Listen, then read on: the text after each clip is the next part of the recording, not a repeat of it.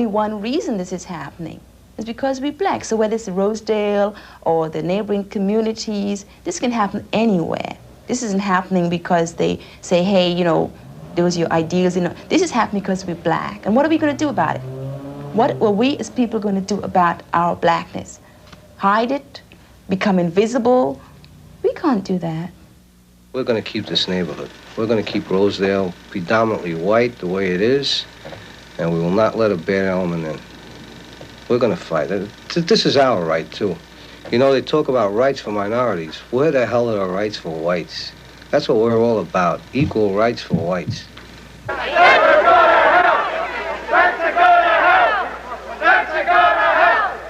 These are the people of Rosedale, the way it is. Tonight, their story. I'm Bill Moyers.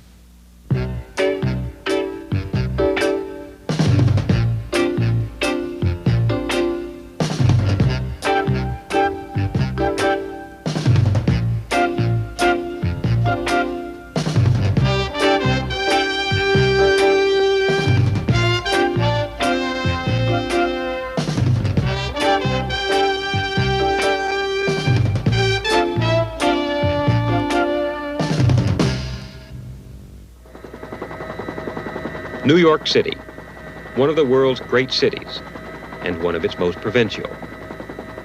The financial and communications capital of a nation. For visitors, New York City is the skyline of Manhattan. For New Yorkers, it's a tangle of neighborhoods. The skyline of New York keeps changing, so do its neighborhoods. 15 years ago, about 8 million people lived here. Today, the population is still about 8 million, but it isn't the same. Since 1960, more than 1 million whites have left New York City. The black and Hispanic population has grown by almost 1 million, and it's still growing. This is Rosedale, a community of 6,000 families in the far southeastern pocket of the borough of Queens. To the passing eye, it seems quiet, modest 1- and 2-family homes with fenced-in lawns and tree-shaded streets. The people who live here are almost all white, working-class Americans of Italian, Irish, and Jewish roots. They've worked all their lives to afford these homes. Many came from the inner city, refugees from neighborhoods in the Bronx, Brooklyn, and South Jamaica.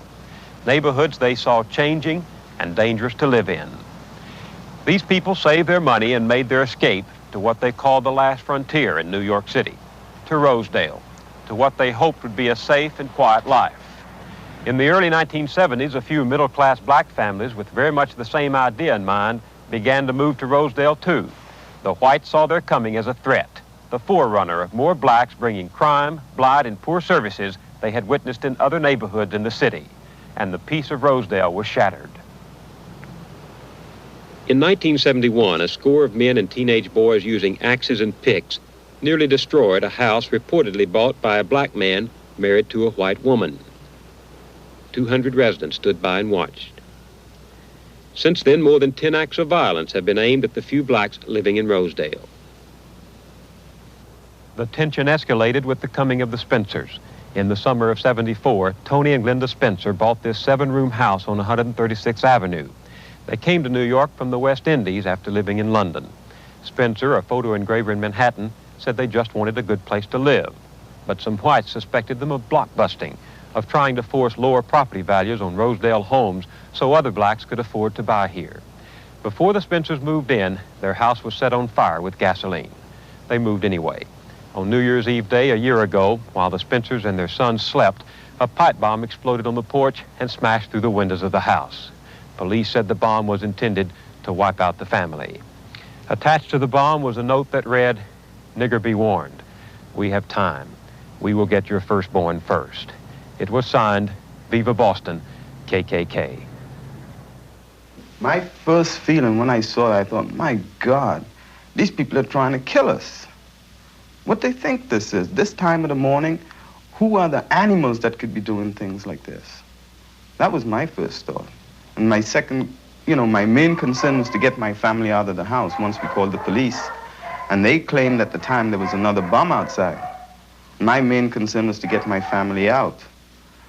How did this terrible thing affect your children? How did it affect them? it has affected them in many ways. They're very apprehensive now about being children, about going out and, you know, doing the things that boys do. You got to remember there are 3 boys, and boys always get into things. And it's got them now where they look twice at everybody. They're wondering about the people that they live around. You know, the people who lives around in this neighborhood, they want, could that be the person? Why are these people hating us? You know, why are they doing the things that they do to us? Especially when my youngest son was beaten up twice in our own front garden. When they ask you these things, why? What do you tell them? Well, my thing for getting out of it is I usually tell them that there are good and bad in every people, every race, regardless. There are prejudice for most things, whether it's religious, whether it's race, whether it's color, or what. And we just happen to be amongst a few people whose minds are warped. And therefore, we cannot class everyone that we see in this neighborhood as the same. They are in the minority, the people who are doing these things in this neighborhood. And that's the only thing I can tell them. I don't want to, you know, teach them hate, because hate consumes people.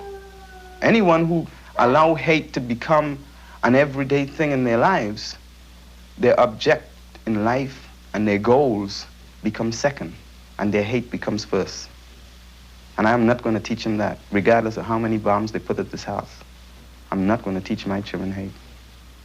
Down, down, down with the Nazis! Down with the Klan! Down with the Klan! Down! The bombing of the Spencer home galvanized the support of civil rights sympathizers outside of Rosedale.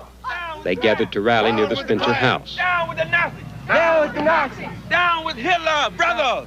We decided that we would come down here and do whatever we could to help the Spencer family, to help any family that wants to move into a neighborhood and something goes wrong. Somebody comes, bombs their home, burns them, tells them to go back to Africa or some other slur, right? We are outraged by this. What do we want? The right to live where we choose! What do we want? The right to live where we choose! When do we want it? Now! When do we want it? Now! You know, every time, you know, like good people try to live anywhere, they've been harassed. Even in the ghetto, for instance. Our kids are being shot down. You know, kids are being harassed. And you move out to a neighborhood, you say, I'm gonna move out here into a peaceful neighborhood. Bombs are being thrown in your house. And that's not right. People have the right to live where they want to live in America. If I have $40,000 to spend on a house, I'm supposed to live in that $40,000 house. Smash the KKK! Smash the KKK!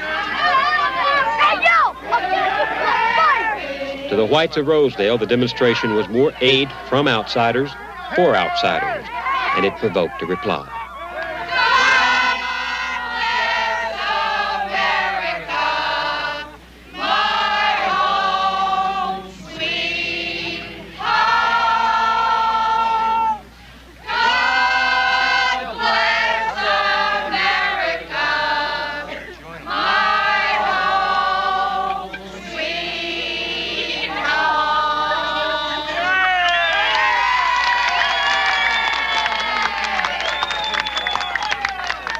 They want to keep their community white.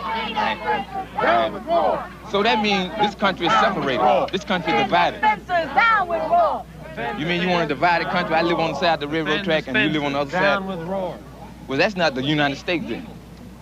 That is a divided state. The white moderates my colleague Richard Kotuck and I met in Rosedale didn't want to be interviewed on film, but they told us that while they don't approve of violence, they're determined to keep Rosedale from turning black. And they say that the acts of a few bomb-throwing racists have obscured their case. What they're trying to prevent, they say, is this. This is the ghetto of South Jamaica, also in Queens, just 3 miles from Rosedale. It's a familiar story.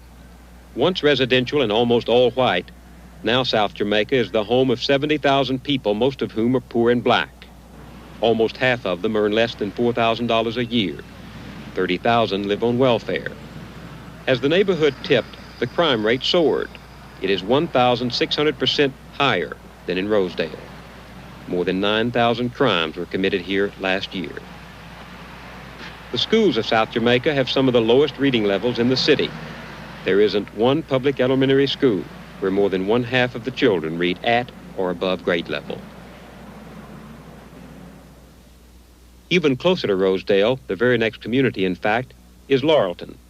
In the last 5 years, it's gone from 35% to 65% black. So when they look north and west, the whites in Rosedale see coming the very changes they once fled. When they look east, they see this. Directly across the New York City line are some of the most fashionable and expensive suburbs in America, with homes ranging well over $100,000 in price.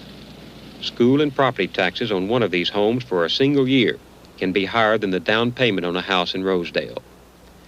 Beyond are other affluent communities of Nassau County, whose per capita income is among the highest in America.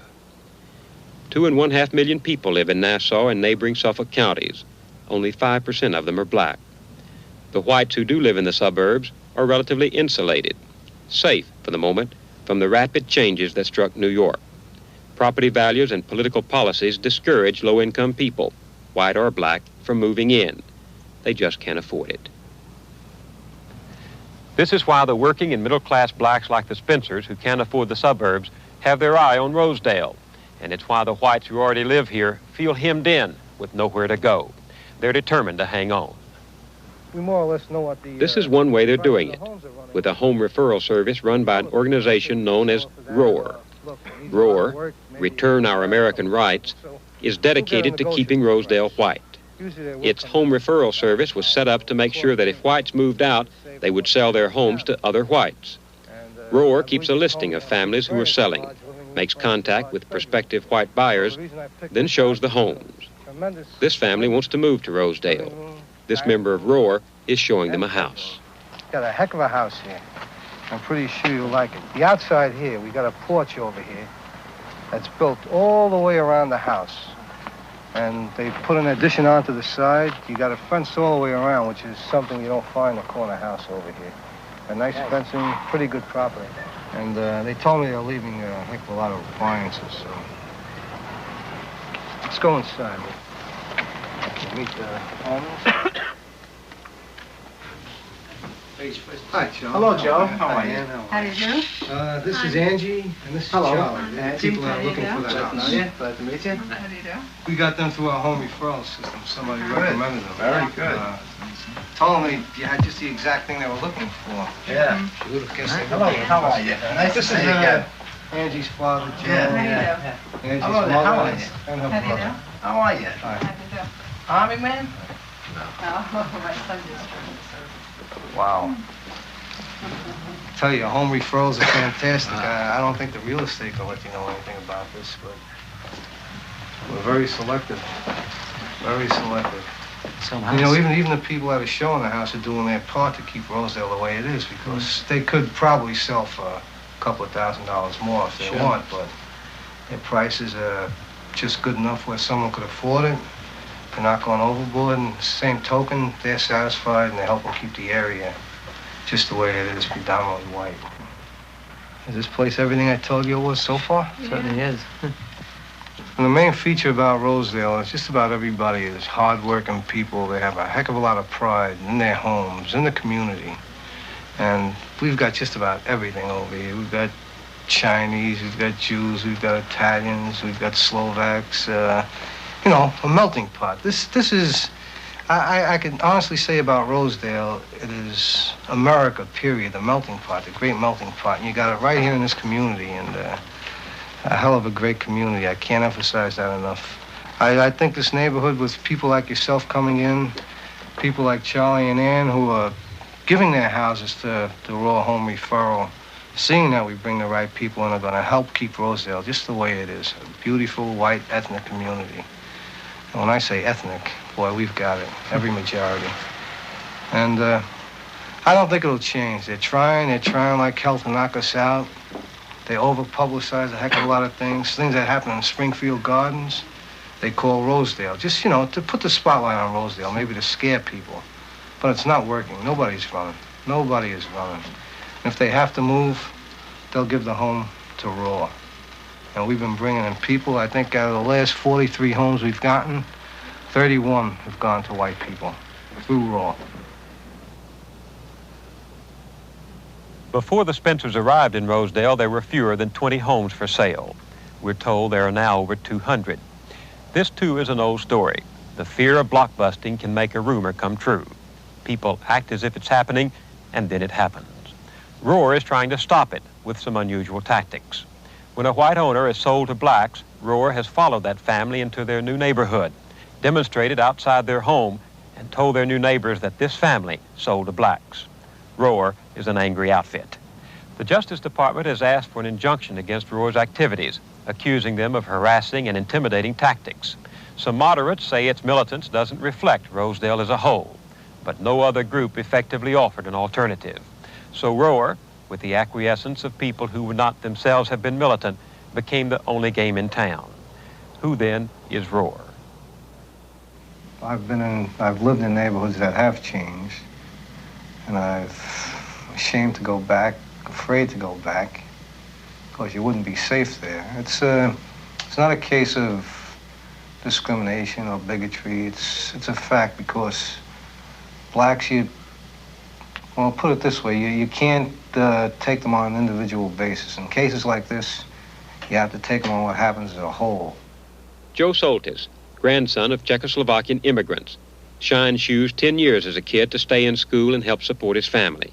Navy veteran, father of 4 daughters, sanitation worker. This is something that someone dreamed up that we have to mingle. I don't really think that's life. I think we have basic differences. Our lifestyles are entirely different. If I don't feel that I want to mingle with blacks, there's no law in the world that can make me. And this is the issue here. Mike Biggio, unemployed accountant, bought his house in Rosedale for his mother, now deceased. Biggio is one of 2 men charged with bombing the Spencer home. They were acquitted. The rights of white people in America have been taken away from them. The politicians are taking the rights of the white people away and giving it to the minorities. By busing, by jobs, by everything. You name it, and you see that the white people are getting the short end of the stick. Jerry Scala came from Italy at age 6 with his father, a bricklayer. Worked in a defense factory during the war. Now a plant manager and 7 times a grandfather. Has lived in Rosedale 20 years. I moved to Rosedale 3 years ago. And I've been married 10 years. It took me 8 years to save money to buy a house. I got this house here. It's an old house. I worked on it for 1 year before I moved in, fixing it up to the way I want to live.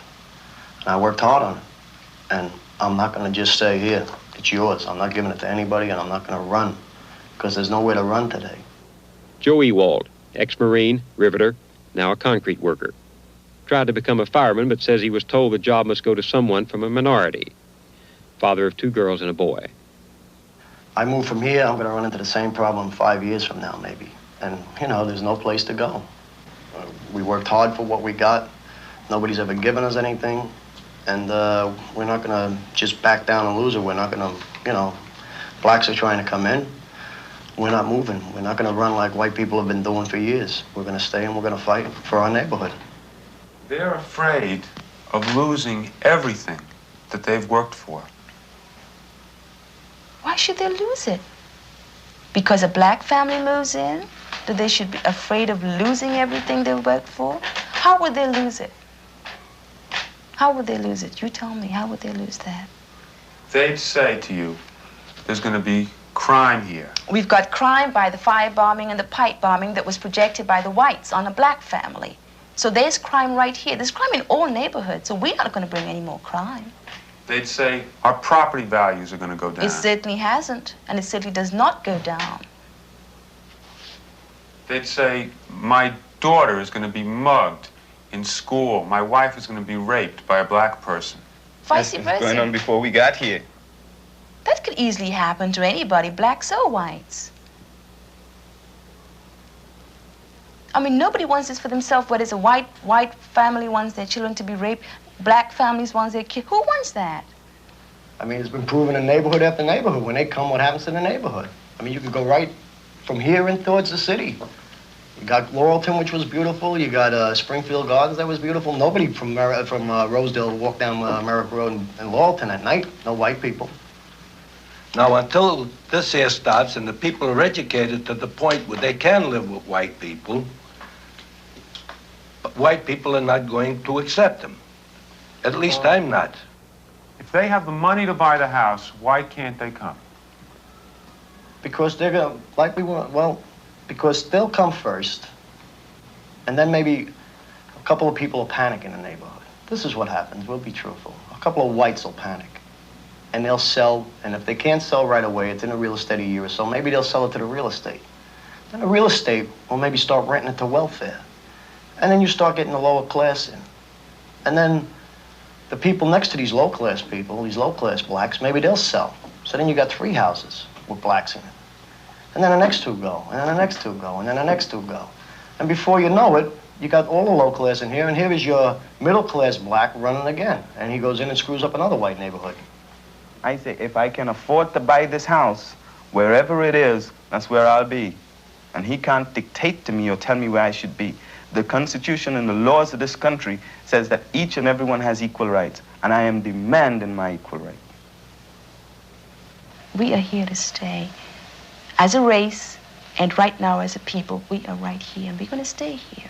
Nobody's going to change that. I look at it this way. When the house was up for sale, it was open to anybody. There was no notices anywhere saying that no blacks allowed, or no Spanish allowed, or no Haitians, or no Jews, or no Italians. Therefore, since I was able to buy the house, I have a right to it. I have a right to live in it, and I have a right to do what I like in this house, because it's my home. It's as simple as that. No one else has any form of, or any reason to tell us what we should do, that we can't live here, or we shouldn't live here, or we've got to move. No one else. We decide that. Well, I can't deny them their right to live here, but yet I don't have to associate or even look at them, and I'm not gonna. And I won't let my children look at them, and I won't let my children play with them. If they want to live in that atmosphere, so they can, as far as we're concerned. We just tell our people, ignore them. Don't bother with them, don't look at them. If a guy wants to come out every morning to get in his car and go to work, and nobody on the street will even wave good morning to him, I tell you, I wouldn't want to live like that. The easiest thing for us, for anybody, be it black, be it white, it's always the easy jump out of the situation. Okay, we can move. We can go back anywhere. We don't have to live in this house. We don't have to live here. We don't have to. We can move. And this is what happens all the time. Everybody says, we can move, we can do this, we can do that. But we have got a right, as people, as human beings, to live where we want to live. Aren't we people?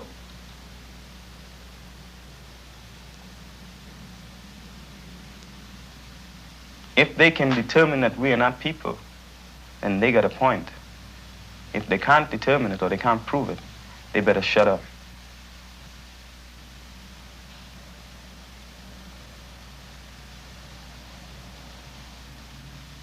The color of our skins don't make us any less.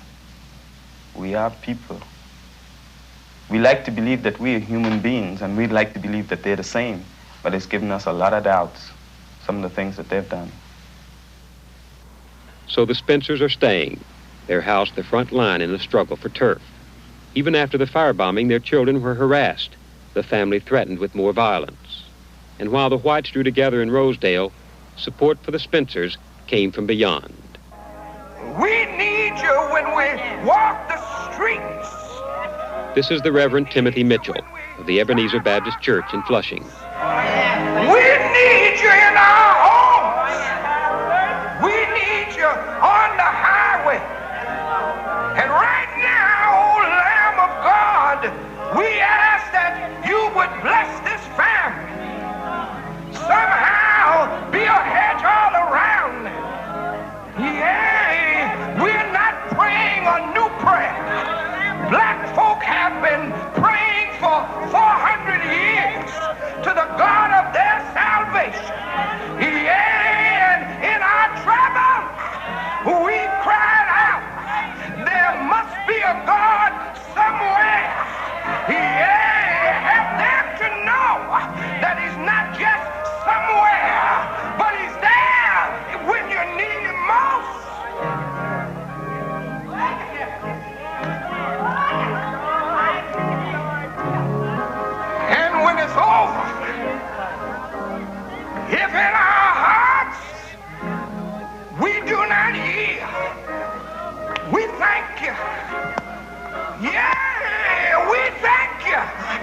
We're going home one day.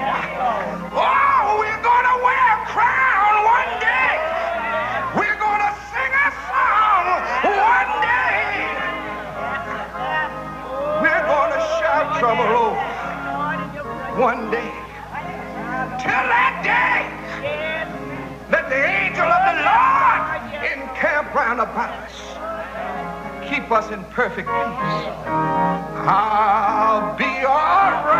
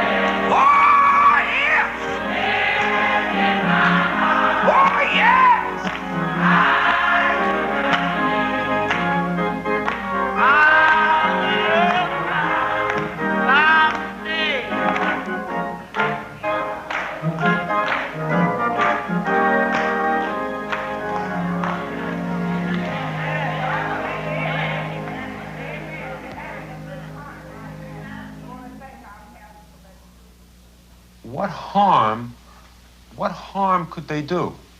What's wrong with them? They're black, that's what's wrong with them. And the way I feel, black and white don't mix, and it's never gonna mix. They've been here in this country 200 years, and it seems that you show me one neighborhood where integration worked.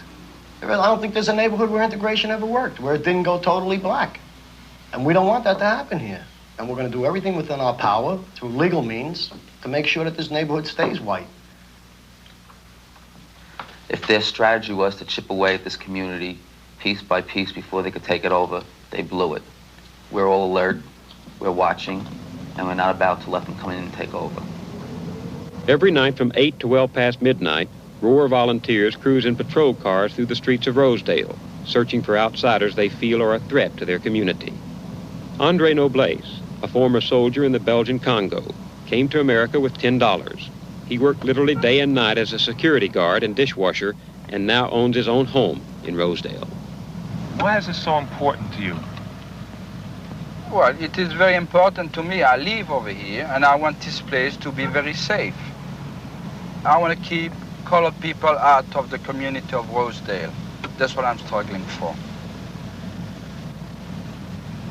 What Roar is doing, it might save America. Why? Why? Because the middle class of white people is the backbone of America. We are the backbone of America. We go out and work and pay our tax. And if the country keeps on going the way it is going, like right now, community after community, going downgrading itself, white people are moving farther and farther away. I know such instance that some white people even left the country of America. What'll happen then? What will happen? If you like to see all black America, fine. Let them have their own problem. If you like all black America, fine.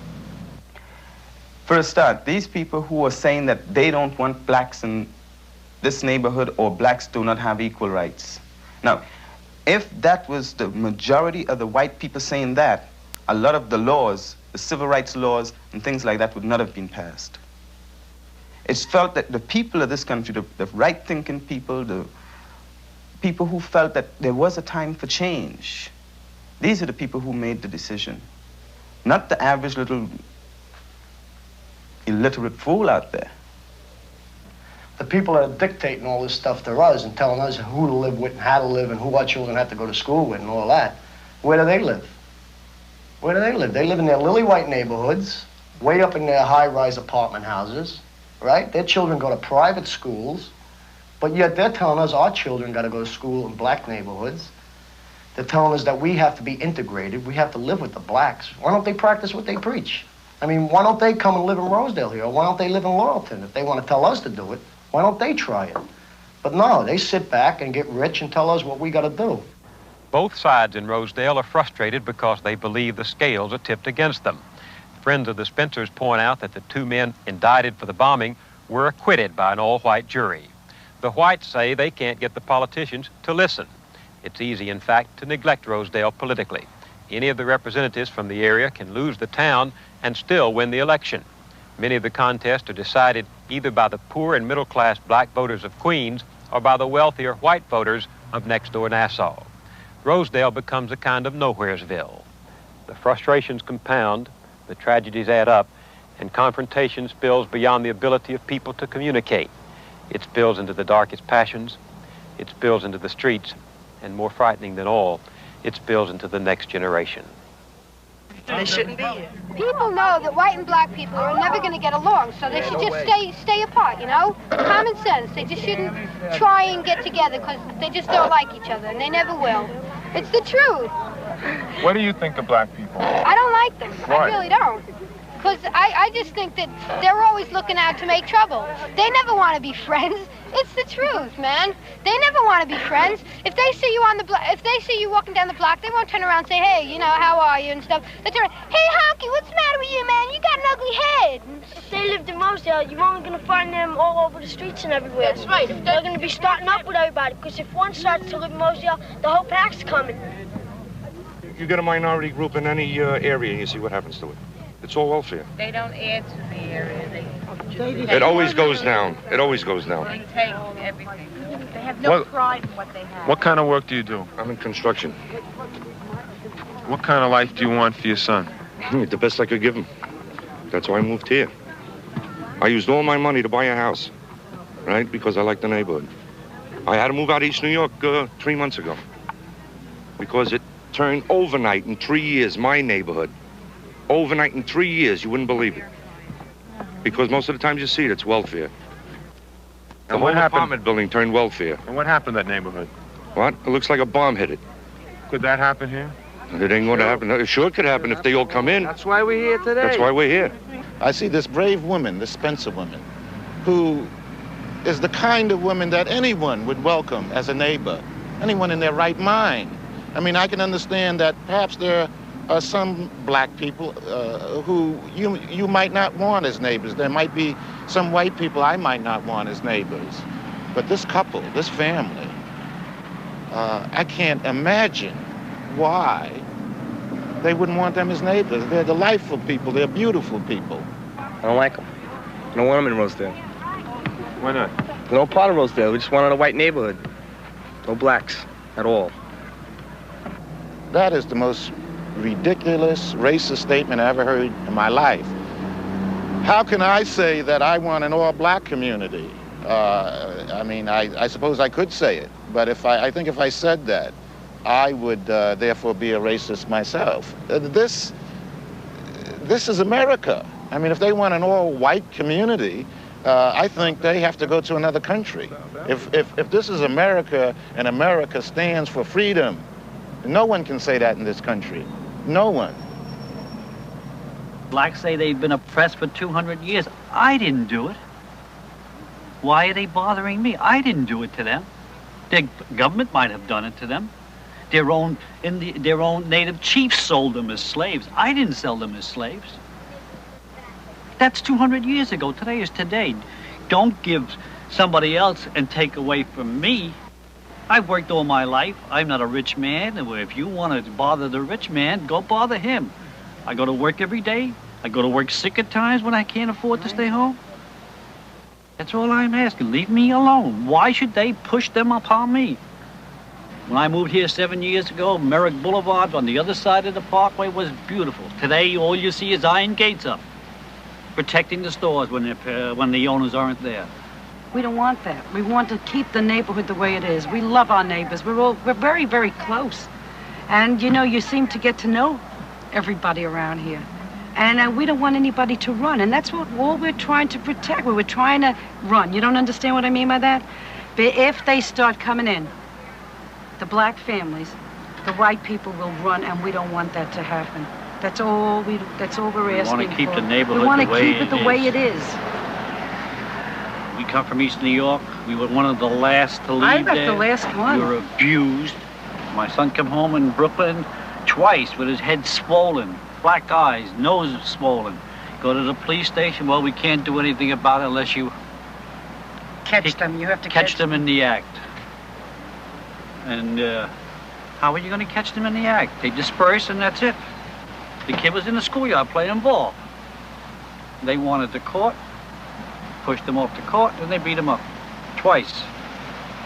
This time I'm staying and I'm fighting. not leaving. I'm not I'm leaving. going to stay and fight because I can't be pushed anymore. They pushed me out of East New York. I'm not going to be pushed again. I'm too old to move right now. I'm going to make my stand. I'm staying.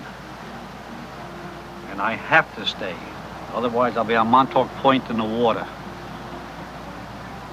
If they keep coming and people keep moving, that's where you're going to end up. In Montauk Point in the water. As we filmed in Rosedale, a group of blacks from South Jamaica was coming through the neighborhood in a demonstration of support for the Spencers. To the Spencers, the demonstration said, "Hold on, we're with you."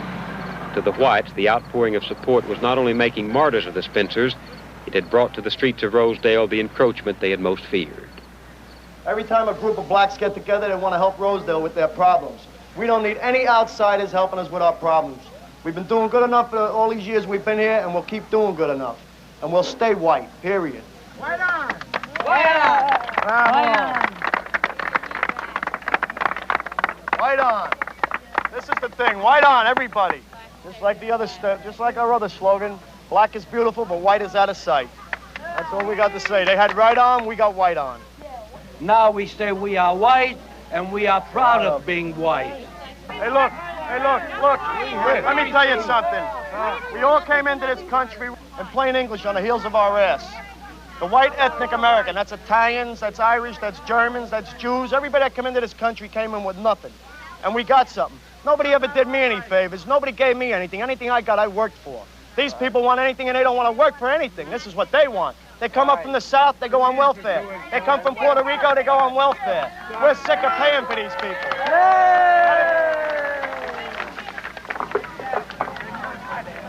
Keep on going all the way down. Go ahead, keep on walking down to the end. Stretch out a little more. Let's give them a nice show. Keep on walking down to the end. Rosedale Boulevard, okay? Okay, so thank you very much. 10-4. I've been living here for 24 years. I raised 4 children in Rosedale. When we moved in Rosedale, we could have slept with our doors wide open. My kids are married today. I have 9 grandchildren. My son and daughter had to move out of Rosedale and move out the island on account of what's going on in the schoolyards today. The kids getting beat up and everything. What are you scared of? I'm scared of what's going on. I'm afraid of them. Of who? Of them, the blacks. I'm afraid to go out at night, which we never did. We used to live one happy family. You gotta leave your lights lit at night. We go out, we have to have the timer on for the lights. We have to leave our lights outside on the front stoop. On the back stoop, we had to put the flashlights, what do you call those lights for the garage? Floodlights. I mean, what kind of living is this? We don't want to live like this. They want to live like us. Let them earn it the way we did, not give it to them on a silver platter. They want to come in and take over. They walk around with a chip on their shoulder. If there's kids in the schoolyard go to school with $1 in their pocket for lunch. For lunch. I'm talking about lunch. This happened to my own son. He used to ask me to give him money to eat in the school lunchroom. I used to give him $1. At that time, a couple of years ago, he used to tell me, don't give me no more dollar bills. I said, why? Because he wouldn't tell me the truth. He told it to his sister. When the colored seen that he had change in his hand, they used to shake him down. I had to take my son out of that school and send him to Delahanty, where it cost me $50 a month to keep him in school beside his books, to give him an education, because I was scared of what they were going to do to him in school. Is that the way you want to live? We have one of the best greatest city schools here, that I can't send my daughter there because they're either like harassed or they've been knifed. And these are facts. And let me tell you another thing. I put my last son through college, right? And I had to pay to put him in college. Now I get letters from the college that I have to donate to the underprivileged. Who gave me the money to put my son through college? Who are they? We worked They're for not it. better than us. Nobody gave me nothing. I was never on home relief or any such thing as they have today. I worked and earned everything we have. It's blood, and a lot of blood, and I'm still giving them a lot of blood. Look at my paycheck at the end of the week, what my take home and what my gross is. What is that? That ain't blood? Just an expression.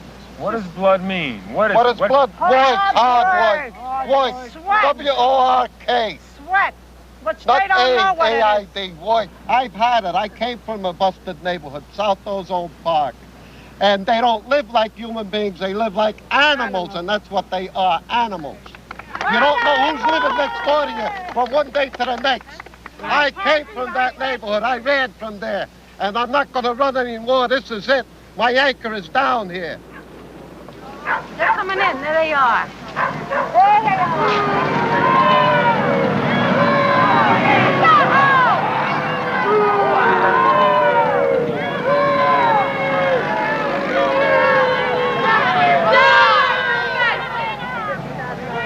I strongly recommend you disperse your group, or else we will have demonstrations by everybody. This is our neighborhood. We have a right to demonstrate in our neighborhood. These are people that live in this neighborhood. After the blacks pulled up to the Spencer home, police cordoned off both ends of the block to try to keep the angry whites away. Half of the people are going to go down on the other block. We're not going to Half of the people are going this way or that way. They are not going through this block. We're not going to go. We're going to go around. Go around. Go right ahead. Go right around. They're not going to go through this block. Okay, go ahead. Go right around. All right. Go either way. All right.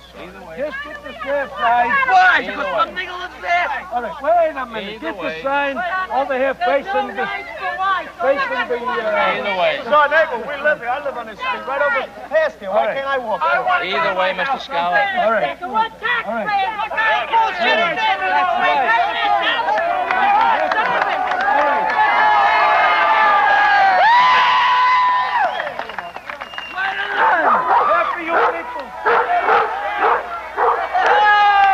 Why the hell does he have police protection? It's our neighborhood. That's bullshit.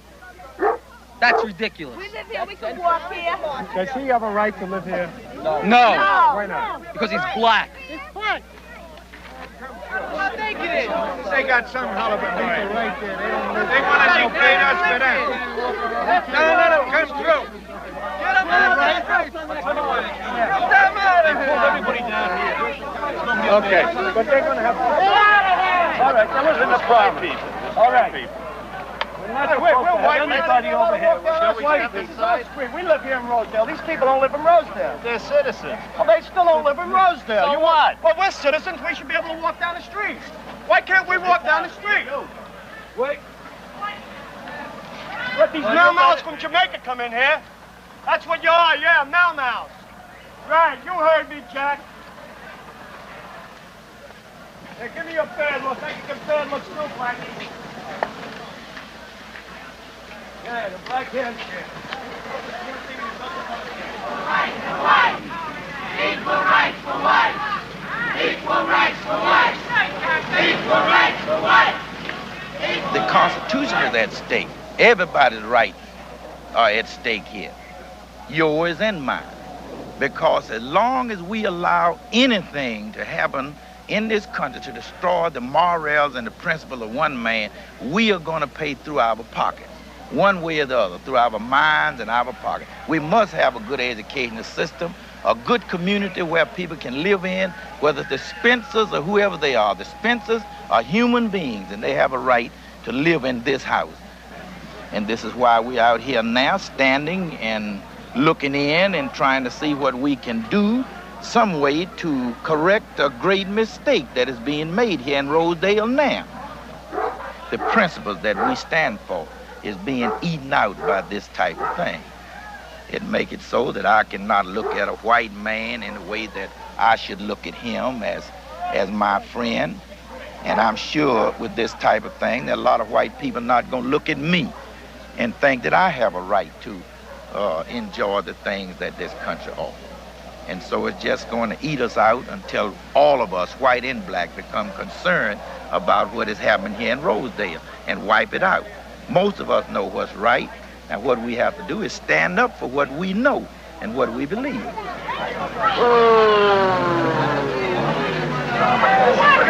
with your kids, son.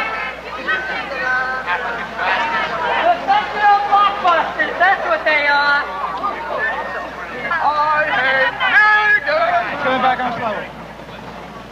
Let's get back to mama.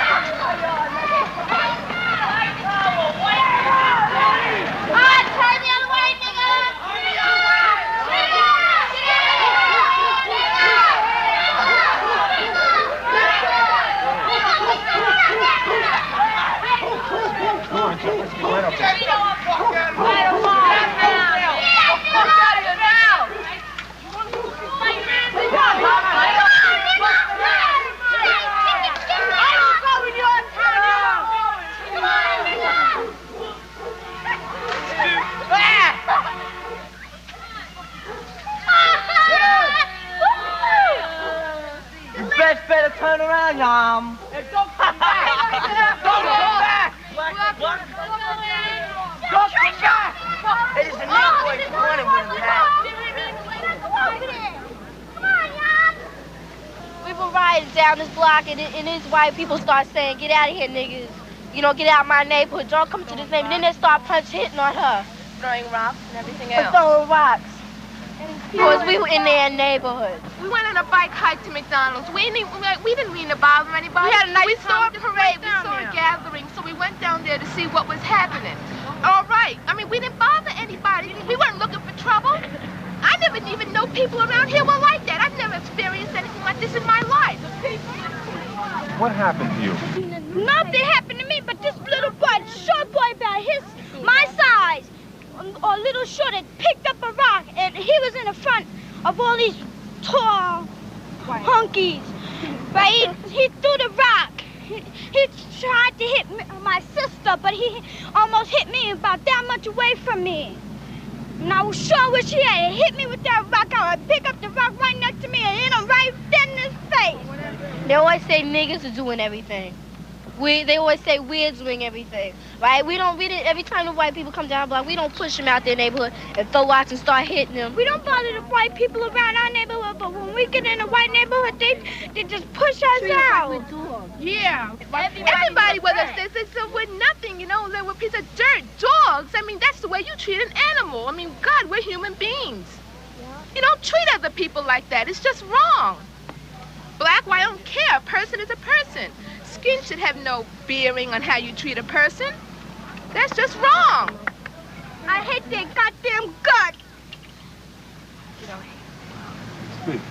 I can't say that I hate them. I can't say that it's totally the kids' fault. I mean, I'm sure their parents had some bearing on the way they feel and everything else. I think it's just the system. I don't know.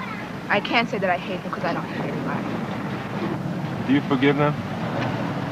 No. No. Can't take back no hurt. But they gonna always do that. They always spit on us like we some dogs. They always gonna spit back do that. on them. Ain't nothing gonna change. I mean, there are black people who are harassed constantly. This isn't, I said before, this may not be a unique situation. It's happening to too many people all over the world, too many people in America this is happening to.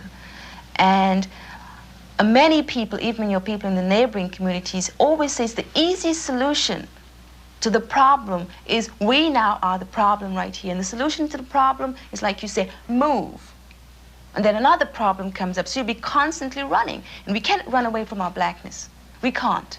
So let's face that fact that we are black. And we'll be harassed constantly.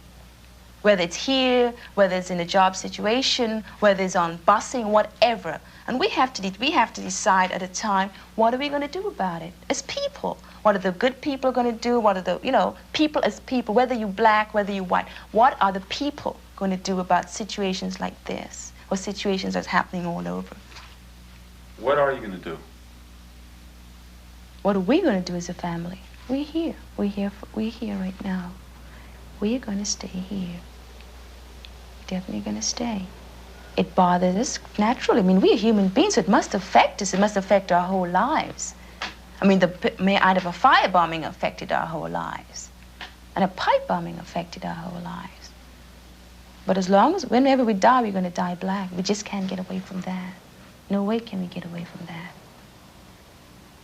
We are being separated by a whole lot of things going on because of the color of our skins, yet we have the same goals. We are after the same things. You hope that your job is safe, that you're doing well at your job, there is advancement, there's promotion. We have the same frustrations about whether our children are doing well at school or whether they're not doing well, problems with them. We all have the same problems. I mean, I think a parent's whole life is their children. Everything you do, more or less, is going to benefit your children. If you try to get a promotion at work, it's not for really yourself. It's to make more money so you can give your family more, your children. You want to give your family more. You want a better life for your family. I mean, this, I think, is what a man strives for. I know this is the way I feel, and I know this is the way my father was. I mean, his life was his family, and this is the way I feel. I want them to have an education so they don't have to be outpouring concrete like I am. I think my son should have better than I have. I would like to see him president of the United States.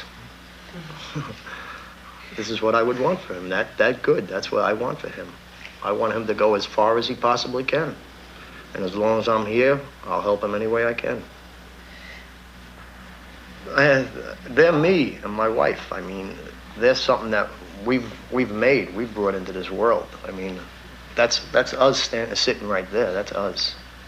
I mean, and I don't know how much more you can explain it. I mean, I love them as much as I love my wife, but it's a different kind of love. I mean, they're me. What can I say? This is me right here. This is what I brought into this world, and to me, they're the perfect and they're the most beautiful things in the world.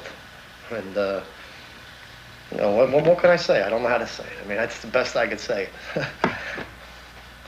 But this is my feelings. I want to live. To the best of our ability, we all want to live. We all have achievements, we all have goals, we all have aims, we all like a lot of things. And we just go through life as it is. Happiness. Who doesn't want that? A moment's happiness. That's what I want. A moment's happiness. To be rid of all this sort of aggravation so my family and I, we can just have our moment's happiness. Which there are thousands and millions of people seeking that moment's happiness. And it's very elusive. An outsider to Rosedale has to be wary of simple judgments. things are more than they seem, and you can't neatly sort out all the streams of conflict that make this a tragedy of people coming to grief in their search for good.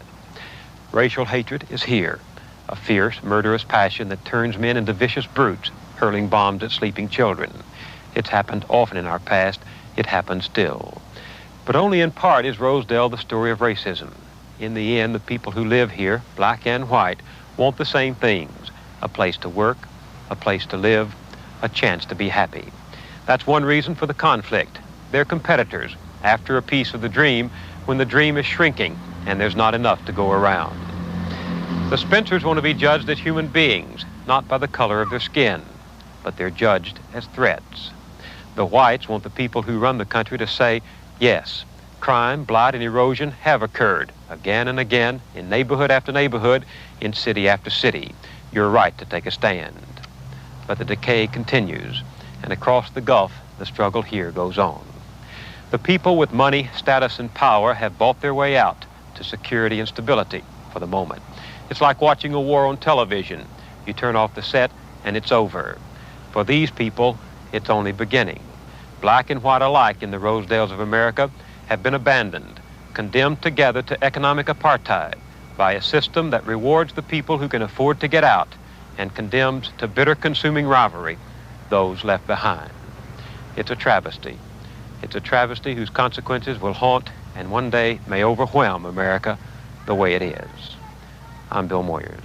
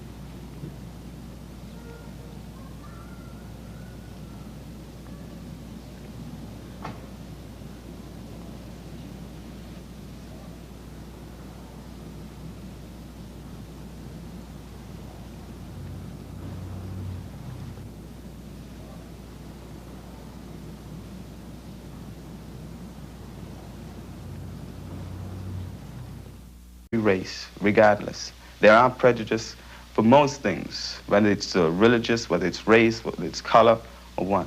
And we just happen to be amongst a few people whose minds are warped. And therefore, we cannot class everyone that we see in this neighborhood as the same. They are in the minority, the people who are doing these things in this neighborhood. And that's the only thing I can tell them. I don't want to teach them hate, because hate consumes people. Anyone who allow hate to become an everyday thing in their lives, their object in life and their goals become second, and their hate becomes first. And I'm not going to teach them that, regardless of how many bombs they put at this house. I'm not going to teach my children hate. Down, down, down with the Nazis! Down with the Klan! Down with the Klan! The bombing of the Spencer home galvanized the support of civil rights sympathizers outside of Rosedale. They gathered to rally near the Spencer house. Down with the Nazis! Down with the Nazis! Down with Hitler, brother! We decided that we would come down here and do whatever we could to help the Spencer family, to help any family that wants to move into a neighborhood and something goes wrong. Somebody comes, bombs their home, burns them, tells them to go back to Africa or some other slur, right? We are outraged by this. What do we want? The right to live where we choose. What do we want? The right to live where we choose. When do we want it? Now. When do we want it? Now. Every time, like good people try to live anywhere, they've been harassed. Even in the ghetto, for instance. Our kids are being shot down.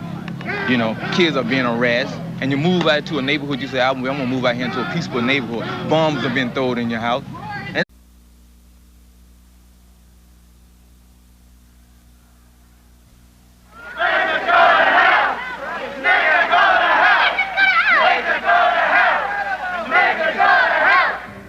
one reason this is happening. It's because we're black. So whether it's Rosedale or the neighboring communities, this can happen anywhere. This isn't happening because they say, hey, you know, those are your ideals. You know, this is happening because we're black. And what are we going to do about it? What are we as people going to do about our blackness? Hide it? Become invisible? We can't do that. We're going to keep this neighborhood. We're going to keep Rosedale predominantly white the way it is, and we will not let a bad element in. We're going to fight. This is our right, too. You know, they talk about rights for minorities. Where the hell are the rights for whites? That's what we're all about, equal rights for whites.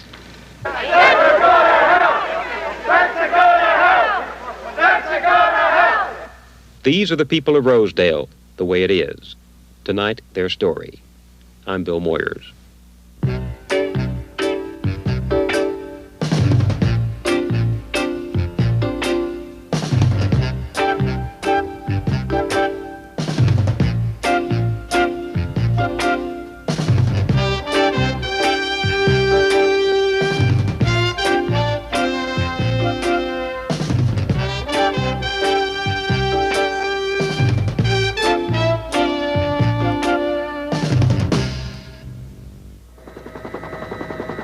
New York City, one of the world's great cities, and one of its most provincial.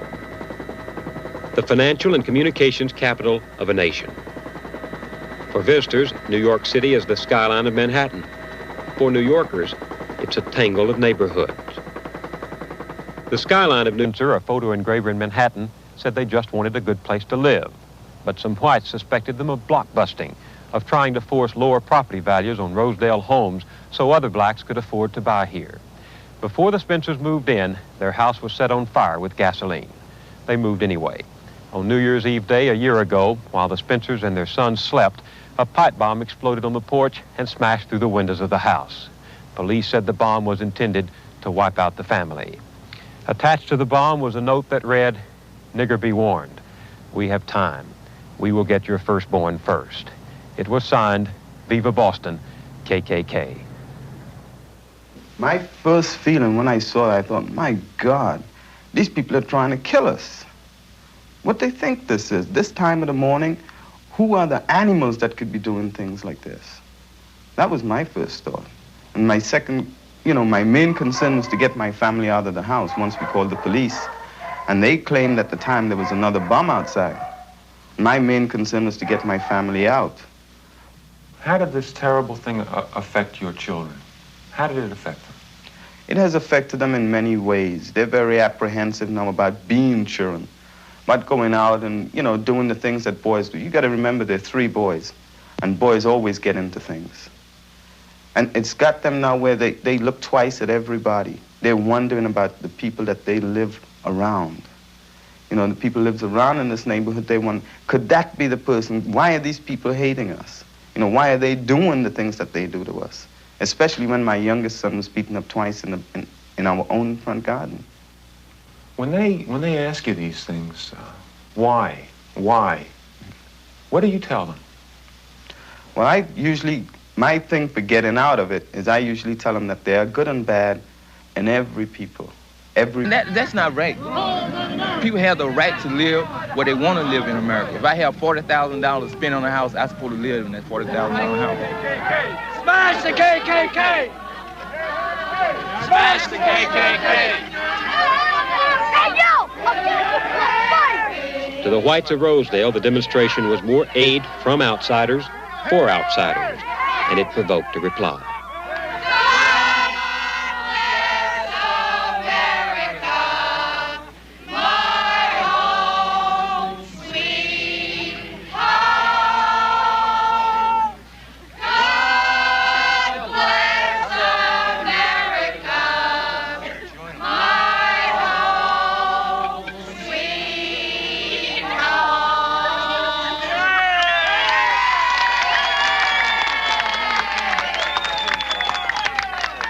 They want to keep their community white. Right? So that means this country is separated. This country is divided. You mean you want to divide the country? I live on the side of the railroad track and you live on the other side? Well, that's not the United States then. That is a divided state. Don't say nothing, boys. The white moderates my colleague Richard Kotuck and I met in Rosedale didn't want to be interviewed on film, but they told us that while they don't approve of violence, they're determined to keep Rosedale from turning black. And they say that the acts of a few bomb-throwing racists have obscured their case. What they're trying to prevent, they say, is this. This is the ghetto of South Jamaica, also in Queens, just 3 miles from Rosedale. It's a familiar story. Once residential and almost all white, now South Jamaica is the home of 70,000 people, most of whom are poor and black. Almost half of them earn less than $4,000 a year. 30,000 live on welfare. As the neighborhood New York keeps changing, so do its neighborhoods. 15 years ago, about 8 million people lived here. Today, the population is still about 8 million, but it isn't the same. Since 1960, more than 1 million whites have left New York City. The black and Hispanic population has grown by almost 1 million, and it's still growing. This is Rosedale, a community of 6,000 families in the far southeastern pocket of the borough of Queens. To the passing eye, it seems quiet.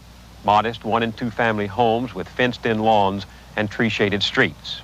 The people who live here are almost all white, working-class Americans of Italian, Irish, and Jewish roots. They've worked all their lives to afford these homes. Many came from the inner city, refugees from neighborhoods in the Bronx, Brooklyn, and South Jamaica. Neighborhoods they saw changing and dangerous to live in. These people saved their money and made their escape to what they called the last frontier in New York City, to Rosedale, to what they hoped would be a safe and quiet life. In the early 1970s, a few middle-class black families with very much the same idea in mind began to move to Rosedale too. The whites saw their coming as a threat, the forerunner of more blacks bringing crime, blight, and poor services they had witnessed in other neighborhoods in the city. And the peace of Rosedale was shattered. In 1971, a score of men and teenage boys using axes and picks nearly destroyed a house reportedly bought by a black man married to a white woman. 200 residents stood by and watched. Since then, more than 10 acts of violence have been aimed at the few blacks living in Rosedale. The tension escalated with the coming of the Spencers. In the summer of '74, Tony and Glenda Spencer bought this 7-room house on 136th Avenue. They came to New York from the West Indies after living in London.